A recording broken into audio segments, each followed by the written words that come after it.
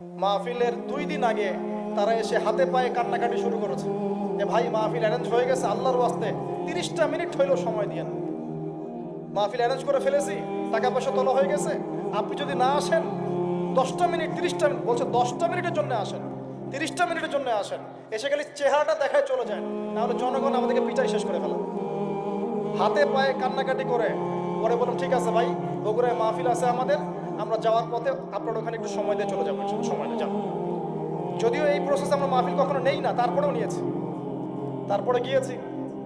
এদিকে শুনেছি প্রচার করেছে আমরা মাহফিল করব বিকেল দুপুর 3টা থেকে 5টা। তারপরে আমাদের কানে খবর আসছে যে বাদ মাগরিব আপনাকে আলোচনা করতে হবে।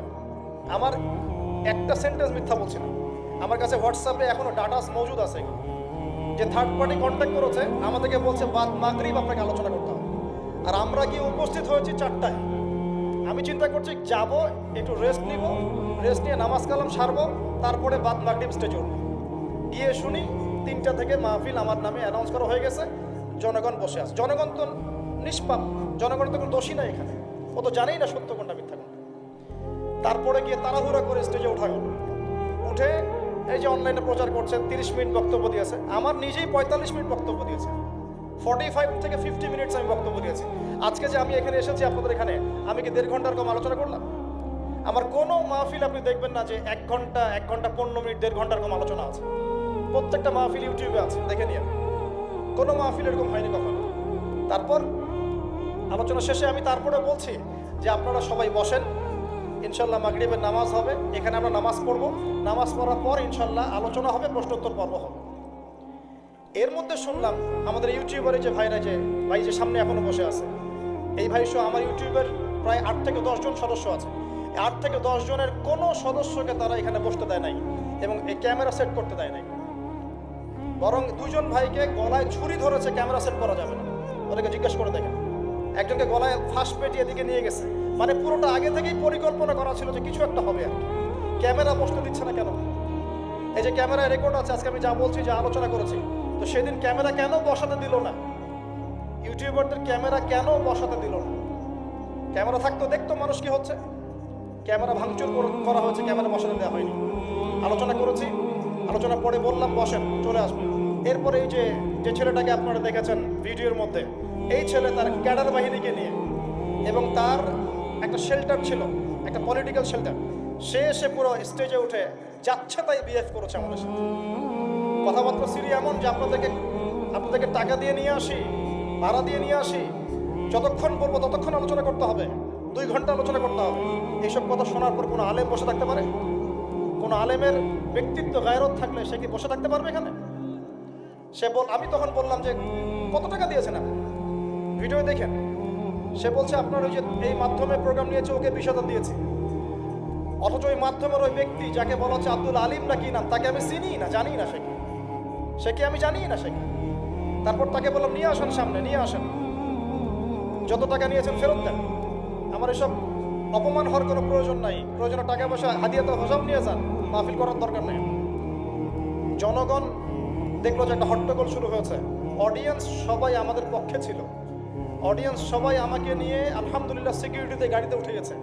আর আমার সাথে যে ছিল এক ছেলে মুজাহিদ, এই ছেলে আর আরো 2 ভাই ক্যামেরাম্যান, সবগুলোকে তারা বেধর পিটিয়েছে, দেখেছেন ভিডিওতে কি করেছে, এবং ক্যামেরা ভাঙচুর করেছে।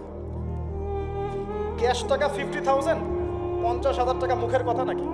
উল্টা 36,000 টাকা আমাদের ছিনতাই করেছে, হাত ঘড়ি ছিনিয়ে নিয়েছে, হাত ঘড়ি নিয়েছে, ক্যামেরা ভাঙচুর করেছে, টাকা ছিনতাই করেছে, পিটিয়েছে, অপমান করেছে, ঘরে আটকে রেখেছে। এর পিছনে কারণগুলো কি ছিল আমি পরে আপনাদেরকে বলব, তার আগে আরেকটা জায়গায় আসে। এরপরে আমরা মাজলুম হয়ে আমার প্রশাসনে যে ভাই ব্রাদাররা আছেন পরিচিত, তাদেরকে ফোন দিলাম। আমি একা ফোন দিয়ে আমার যে ড্রাইভার ভাই আছেন তাকে নিয়ে থানায় গেলাম। গিয়ে সেখানে গিয়ে আমি আমাদের পক্ষ থেকে একটা মামলা দায়ের করলাম। আমাদের প্রশাসনের র্যাব এবং পুলিশের যে ভাইরা আছেন তারা সিকিউরিটি দিয়ে আমার ভাইদেরকে ছাড়িয়ে নিয়ে আসলো। আসার পর আমরা ইউটিউবার ভাইরা সবাই মিলে থানায় বসে আছি, এই যে ভাইরা এখনও আছে বসে, এখনও বসে আছে। তারপরে আমরা বললাম যে এর বিপক্ষে ব্যবস্থা নিতে হবে। আমরা একটা মামলা দায়ের করলাম। আশ্চর্যের বিষয় হচ্ছে মামলা দায়ের করার ঠিক পরেই তার পরের দিন 2টা ভিডিও চলে আসলো, একটা জাগো নিউজ, একটা ওই যে 24।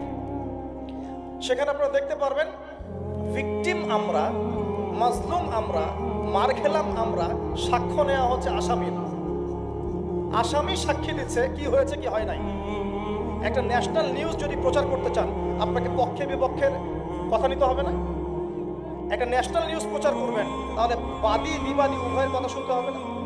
যার নামে মামলা করেছি সে দাঁড়িয়ে বলছে যে জনগণ নাকি আমাদেরকে পিটিয়েছে, ও নাকি আমাদেরকে গাড়িতে তুলে দিয়েছে।